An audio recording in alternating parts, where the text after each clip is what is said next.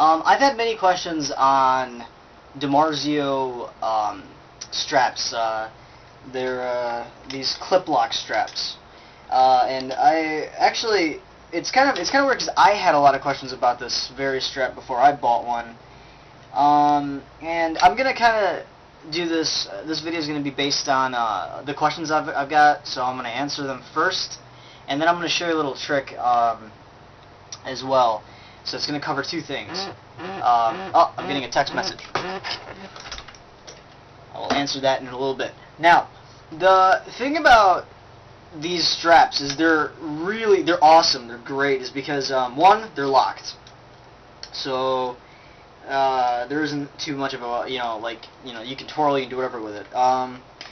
Two, they're convenient because they're clips. So what you do is you can take the straps on and off and they're interchangeable. I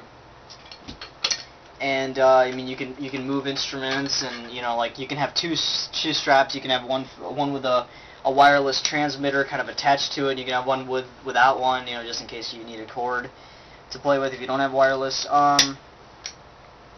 And I mean, they're great. So I mean, there isn't really a video on these straps because no one really makes a video on straps. So I mean, I'm just answering the best I can. It's made out of basically what a seatbelt would be made out of. It's really strong. They come in a variety of colors, you name it, like neon colors, camouflage. They come in leather, even, from that company. So they're really good. They're really nice straps, and they're extremely professional. And they fit any instrument. It comes with a series of screws and washers for a different variety of cases. So I've got a couple extra ones because I don't have certain kind of guitars that they want me to use them for, so I fit it to my instrument, and they fit to both my basses really well. Now, what the first problem is if you're not extremely huge, like if you're not a big guy, even at the max setting where these straps tend to hang pretty low. So let me show you what it does. All right, if I put, this is another one I bought two. If I put this on here, the highest I can get it is right here, which is mid-section, which is where my, if you can't see, like, where my body, like, just mid-body, which is fine for some people. It's fine. I do like my bass higher now. Why is because I play progressive metal, and it's not extremely easy, especially if your bass is too low. A lot of times when you're learning by yourself, when you're sitting down and you can play something, you can play like when you stand up and you find out your bass is really low and you try doing it, it's not as easy as it was before, and some people don't ever understand that it's actually because you have to higher it up, you have to raise it and keep it, like, I mean, some people look silly, like it might look silly, but it's comfortable and it makes your playing precise.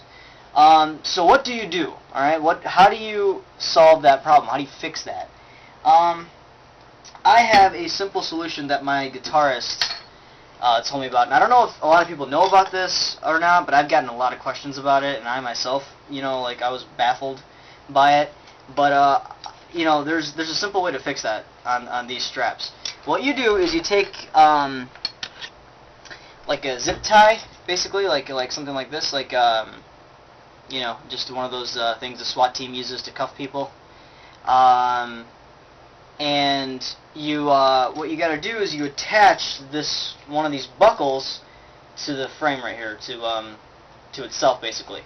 So what you do is you take basically the way I do it is I keep the logo on my left side. So when you put it on, and I put it on me, the logo is facing that way. It's facing to my left.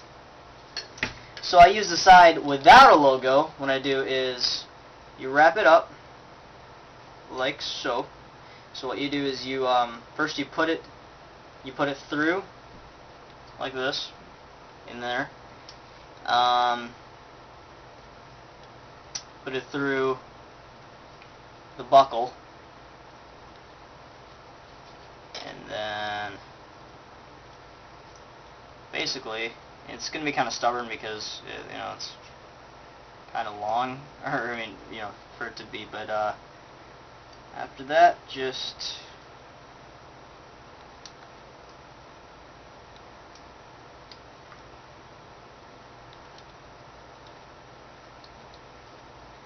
sorry it's taking so long.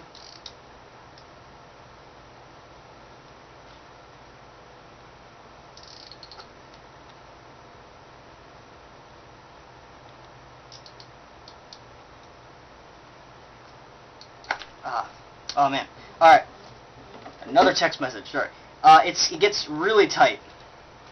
Okay, get it really, really tight because you don't want it to slide on and off. Get it as tight as possible. Then get scissors, I can't find any around here, and then cut off the excess.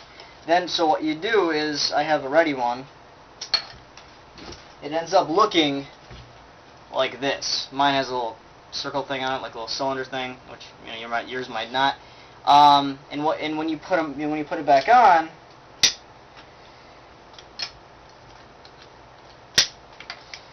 it's raised to an appropriate height.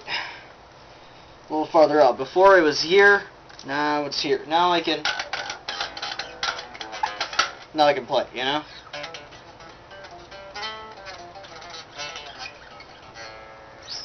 Which is perfect, okay? So, like I said, these straps are really good. They're worth it. They're, I mean, like, I can see myself back there. Actually, wow, I didn't know I could do that. Alright, sorry about that. They're really good straps. They work. They're interchangeable. My guitarists, both of them use them. I use them. They're great. And the best thing is they solve two problems. One, they're easy to move around. You can take them off, put them back on, and they're locked, which is perfect. And they have a lot of colors to fit your instrument. So, go out, buy one if you need to. The thing is, it can bring down the value on your instrument if you're going to trade it in, because they are screws. Keep the original button that comes, or both sides of the buttons that come with your instrument, and then just in case you want to trade it in for something, you put those original buttons back on, because unless you're willing to give the strap up with it, which I wouldn't. So, and I don't think a lot of stores will take that. So, yeah, word of advice, before you put it on, keep the original buttons in the little box thing that comes with the strap. Other than that, buy it. It works nicely, and those are your questions answered. So if there are any more, just ask me. Thank you.